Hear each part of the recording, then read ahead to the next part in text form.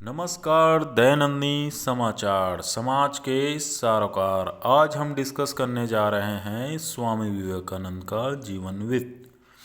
स्वामी विवेकानंद की जयंती 12 जनवरी को होती है। आज ही के दिन कोलकाता में 1863 में नरेंद्र नाथ का जन्म हुआ था। इसका बचपन का नाम नरेंद्रनाथ था। इनके पिता श्री विश्वनाथ दत्त कोलकाता के एक प्रसिद्ध वकील थे। उनके पिता पाश्चात्य सभ्यता में विश्वास रखते थे। वे अपनी पुत्र नरेंद्र को भी अंग्रेजी पढ़ाकर पाश्चात्य सभ्यता के ढर्रे पर चलाना चाहते थे। इनकी माता श्रीमती भुवनेश्वरी देवी जी धार्मिक विचारों की महिला थी। उनका अधिकांश समय भगवान शिव की पूजा अर्चना में व्यतीत होता था।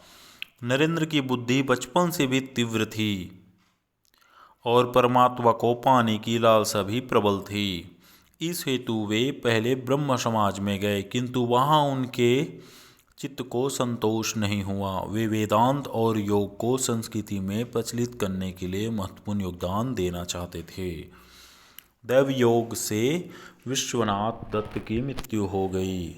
घर का भार नरेंद्र पर आ पड़ा। घर की दशा बहुत खराब। अत्यंत दरिद्रता में भी नरेंद्र बड़े अतिथि सेवी थे।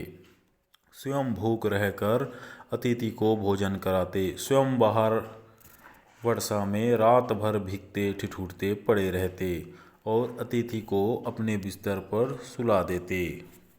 स्वामी विवेकानंद अपना जीवन अपने गुरुदेव श्री रामकृष्ण को समर्पित कर चुके थे।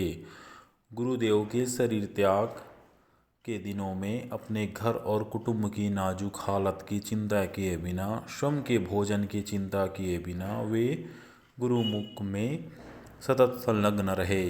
गुरुदेव का शरीर अत्यंत रुग्ण हो गया था।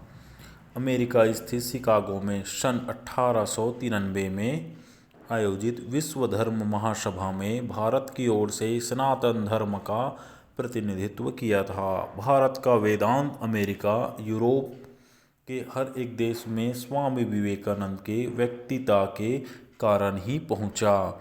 उन्होंने रामकृष्ण मिशन की स्थापना की थी, जो आज भी अपना काम कर रहा है। वे रामकृष्ण परमहंस के सुयोग्य शिष्य थे। उन्हें प्रमुख रूप से उनके भाषण की शुरुआत मेरे अमेरिकी भाइयों एवं बहनों के साथ करने के लिए जाना जाता है। उनके संबोधन के इस प्रथम वाक्य ने सबका दिल जीत लिया था। अब बात करते हैं कि विवेकानंद जी के विचार कैसे थे। विवेकानंद जी बड़े स्वप्न दृष्टा थे। उन्होंने एक नए समाज की परिकल्पना की थी। ऐसा समाज जिसमें धर्म या जाति के आधार पर मनुष्य में कोई भेद नहीं रहे। उन्होंने वेदांत के सिद्धांतों को भी इसी रूप में रखा।